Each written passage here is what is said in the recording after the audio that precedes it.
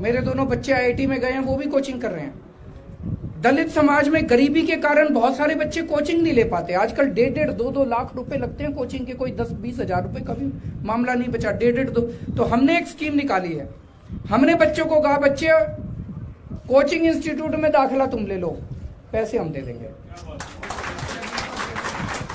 और चाहे देश का जितना भी बड़ा प्राइवेट कोचिंग इंस्टीट्यूट क्यों ना हो, कितना भी महंगा प्राइवेट कोचिंग इंस्टीट्यूट क्यों ना हो, और हर चीज के कंपटीशन के, चाहे बैंकिंग के हो, चाहे रेलवे के हो, चाहे आईएएस के हो, चाहे आईपीएस के हो, कोई भी कंपटीशन के एग्जाम है, आप कोई भी कंपटीशन के एग्जाम देना चाहते हो, दलित समाज के बच्चों के लिए स्कीम निकाली है।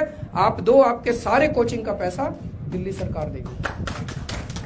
तो उसने बच्ची ने बताया जी मैं आईएएस की परीक्षा दे रही हूँ और केवल इस वजह से दे पा रही हूँ, बहुत सिक्योरिटी गार्ड थे तो उनका घर भी बड़ा छोटा सा था, उनके पास साधन भी नहीं थे, इसलिए दे पा रही हूँ क्योंकि आपकी ये जय भीम योजना जो आई हुई है, इस योजना की वजह से मेरे हाथ में 2 पैसे आ गए और उस वजह से मैं कोचिंग दे, मुझे बड़ा अच्छा लगा। आज दिल्ली के अंदर हमने जो शिक्षा की व्यवस्था कर दी, मैं समझ रहा हूं कि आप ये समझ रहे हो कि बाबा साहब अम्बेडकर ने क्या सोच के कहा था कि ये शिक्षा हमें वहां पे ले जा सकती है, उनके साथ बराबरी का अधिकार दे सकती है, इसीलिए कहा था। आज दिल्ली के अंदर जो हमने शिक्षा व्यवस्था बनाई है, 12वीं क्लास तक सब कुछ फ्री है।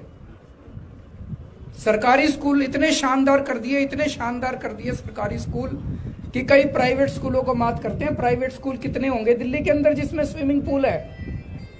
कोई बहुत ज्यादा नहीं है प्राइवेट स्कूल जिनमें स्विमिंग पूल है।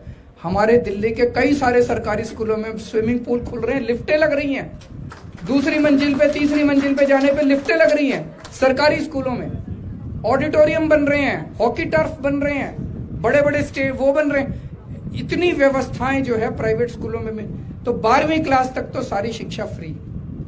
उसके बाद कंपटीशन के एग्जाम देने हो, कोचिंग इंस्टीट्यूट में एडमिशन ले लो, आपकी सारी कोचिंग फ्री।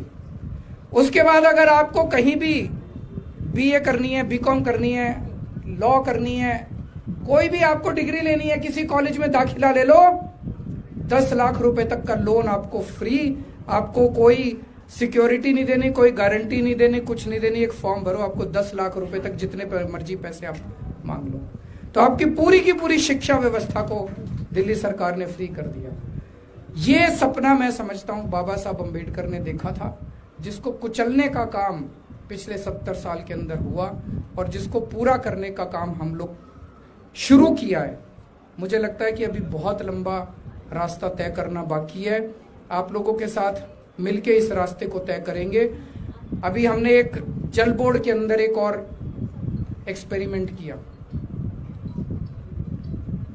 अभी तक केवल और केवल सफाई कर्मचारी के तौर पे ही, भाई सफाई कर्मचारी की नौकरी दिला दो, सफाई कर्मचारी की। पहली बार हुआ हमें सीवर की मशीनें लानी थी। दिल्ली के अंदर जो सीवर की सफाई होती है, सीवर की सफाई की, तो हमारे पास एक तो ऑप्शन ये था कि टेंडर कर देते, टेंडर में 3-4 बड़ी बड़ी कंपनियां आ जाती, उन बड़ी बड़ी कंपनियों को टेंडर मिल जाते। कितनी 250 मशीन आई है, 200 आई है, 200 मशीनें आई हैं। हमने एक नई स्कीम निकाली, हमने कहा हम 200 मशीनें 200 दलित समाज के लोगों से किराए पे लेंगे। अब दलित समाज के लोगों के पास कहां से आए मशीनें? तो हमने एक डिक्की करके एक संस्था है, उनसे संपर्क किया। उन्होंने दलित समाज के 200 लोगों को सफाई कर्मचारी की लिस्ट से निकाला और उन लोगों को उसने लोन दिया। लोन देके उनको हमने सीवर की मशीनें खरीदवाई, तो वो मालिक बन गए सीवर की मशीनों के, और वो सीवर की मशीनें सरकार ने किराए पे ले ली। तो अब वो जो कल तक सफाई कर्मचारी थे, आज वो बिजनेसमैन बन गए। आज वो एक आदमी 6 एक मशीन के साथ 6 लोगों को नौकरी दे रहा है। वही सफाई कर्मचारी जो है वो 6 लोगों को नौकरी देने वाला बना, उसके प्रॉफिट उसके पास जा रहे हैं। और नहीं तो कोई बड़ी पूंजीपति आता, 200 मशीनें लेके आता और वो उसमें प्रॉफिट कमाता। तो एक तरफ शिक्षा भी दे रहे हैं और दूसरी तरफ रोजगार का भी एक बड़ा ये बिजनेस का भी इंतजाम करने की कोशिश कर रहे हैं। तो साथियों, ये लड़ाई बहुत लंबी है, आप सब लोगों के साथ मिलके लड़ेंगे। आज मुझे बेहद खुशी है कि पूरे दिल्ली की सभी क्रीम यहाँ पे आई हुई है। आप लोगों के साथ बातचीत करने का मौका मिला। किसी दिन बैठ के चर्चा भी करेंगे जिसमें आप लोगों के भी विचार सुनने को मिलें, आपके आइडियाज सुनने को मिलें कि और क्या क्या किया जा सकता है, ताकि हम अपने इसको संघर्ष को और आगे ले जा सकें। आप सबका बहुत बहुत शुक्रिया।